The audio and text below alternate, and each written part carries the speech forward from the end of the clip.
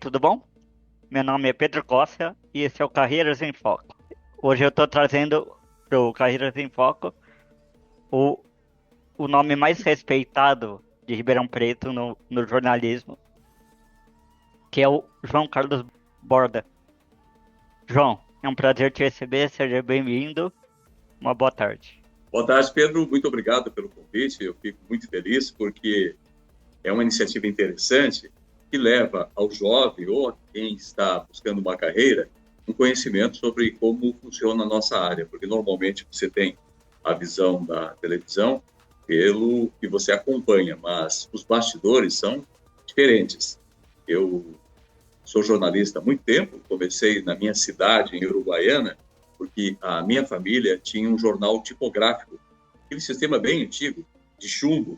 E ali, nas oficinas, já criança, eu comecei a ter essa relação com o jornalismo e depois passei pelo jornal que era do meu pai, jornal impresso, chamava-se Correio de Notícias, lá em Uruguaiana, na fronteira do Brasil com a Argentina.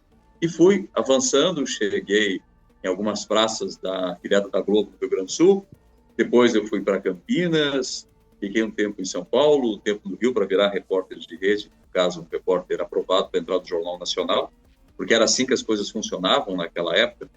E depois, dali, eu fui para Ribeirão Preto. Eu trabalhei na IPTV por um bom tempo, saí, fui para a CNN, onde fiquei 2 anos e meio, cobrindo o interior de São Paulo. Depois fui para a Times Brasil, CNBC, e agora eu me encontro no grupo Tati, comandando um jornal pela manhã, às 6 horas da manhã, e também trabalho na agência de comunicação do HC USP, aqui de Ribeirão Preto. Sou formado em jornalismo, eu cursei Direito, Ciências Sociais, tenho 5 livros publicados, 2 deles lançados em Portugal, na área de violência e direitos humanos. Quando a gente olha para uma carreira já consolidada como a sua, por exemplo, muitas vezes a gente não imagina o caminho até ali. Conta pra gente como. Bom, você já contou praticamente tudo, né? Como Mas foi? eu já tinha, desde criança, uma busca pela comunicação. Aí, na minha cidade, quando eu tinha 10, 12 anos, eu ouvia as rádios do Rio Grande do Sul, muito tradicionais, com um padrão de locução, e eu ficava impressionado com aquilo. Eu sempre gostei de voz e escutava as rádios para exatamente aperfeiçoar a minha voz. E ficava imitando aqueles locutores das rádios Guaíba e Gaúcha, lá no Rio Grande do Sul, que eram as rádios principais, e passando disso, fui tentar trabalhar em rádio, mas era jovem, não tinha um acesso naquela época. Aí depois eu fui para a Marinha, servi a Marinha por 2 anos e pouco, e lá na Marinha voltei de novo a buscar a comunicação. Então não havia outro destino para mim, não fosse de tentar o jornalismo. E começo então, na minha cidade, na RBS TV Uruguaiana, filial da Globo, a trabalhar como um repórter iniciante, sem qualquer experiência em televisão. Fui aprendendo, sempre com a ajuda dos amigos. Eu acho que toda aprendizagem ela é resultado de 2 coisas, da persistência e da humildade, porque mesmo hoje, todo o tempo que eu tenho de jornalismo e televisão, eu estou sempre aprendendo com as pessoas e não vejo problema nenhum em conhecendo pessoas que saibam mais, me ajudarem nesse processo. E quando você começou a atuar na área, a, a realidade do jornalismo foi parecida com a que é hoje ou foi completamente diferente? Eu acho que o jornalismo, como toda a sociedade, foi mudando por conta da tecnologia.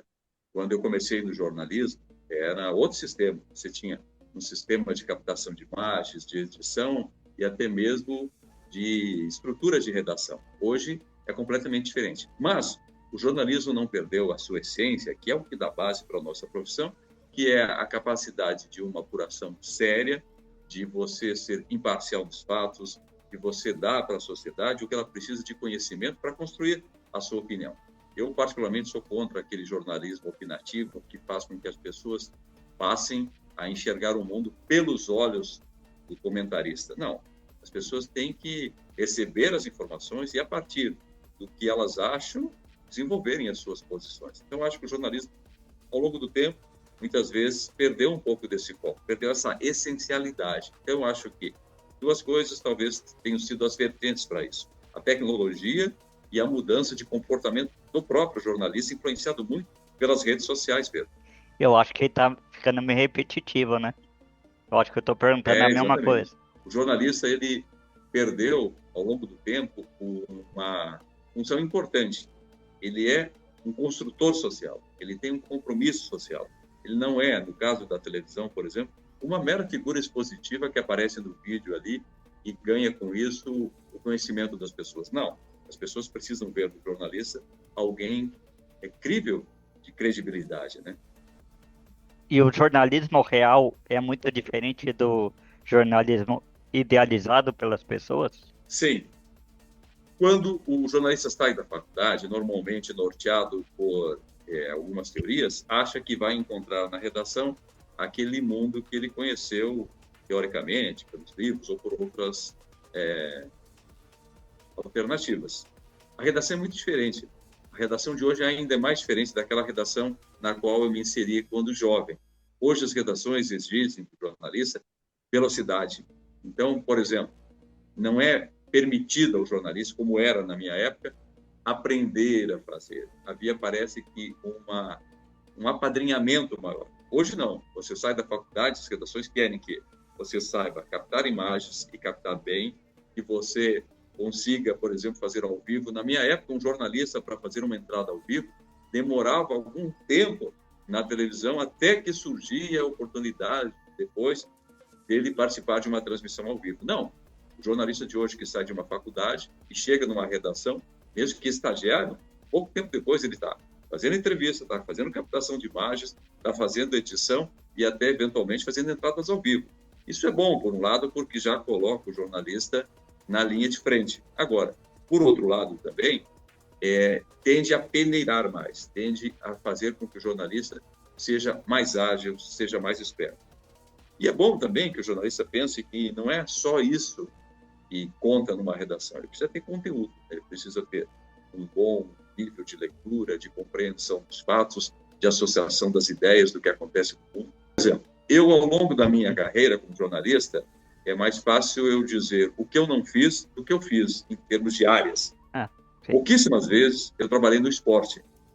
Raras foram as situações. Mas meu trabalho se concentrou basicamente na violência, como um fenômeno social, fui sempre um repórter de investigação policial.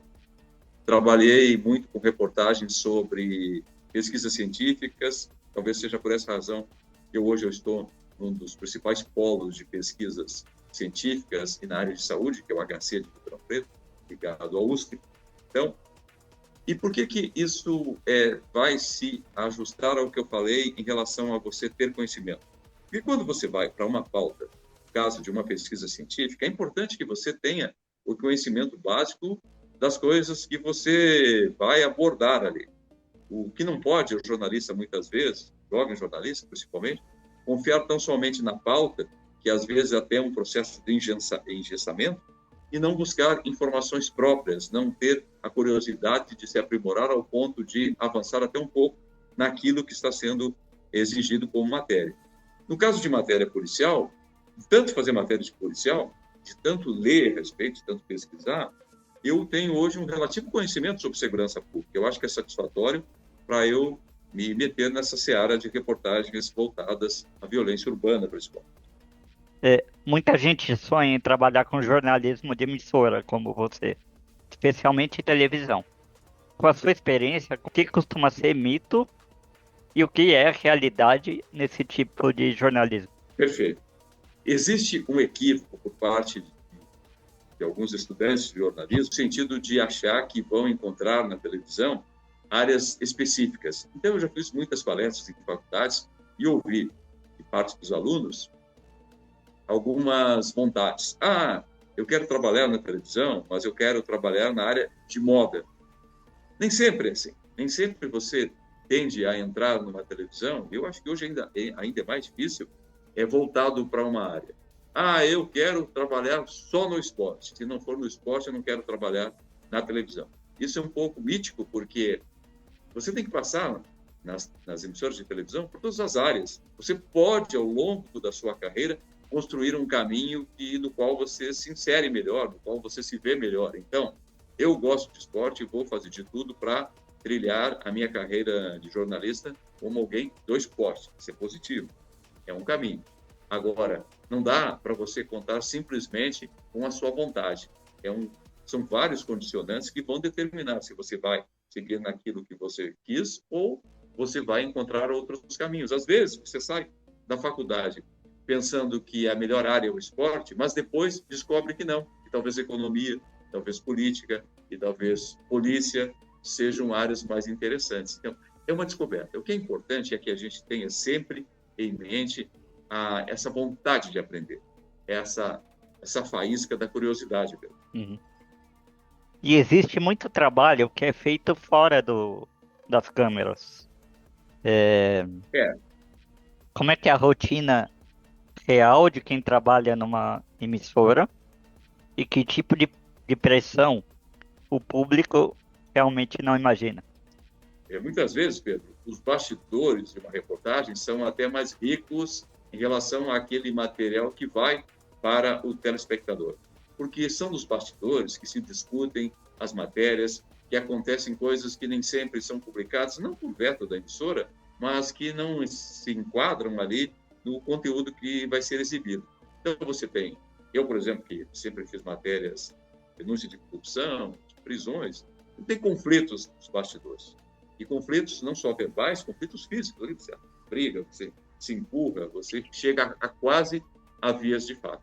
Se isso fosse apresentado na televisão, eu tenho certeza que as pessoas ficariam talvez mais fascinadas pelo jornalismo, porque compreenderiam que muitas vezes, para você colocar uma matéria no ar, você atravessa por terrenos inusitados, muitas vezes complicados. Mas é a atividade do jornalista, é a base da nossa profissão.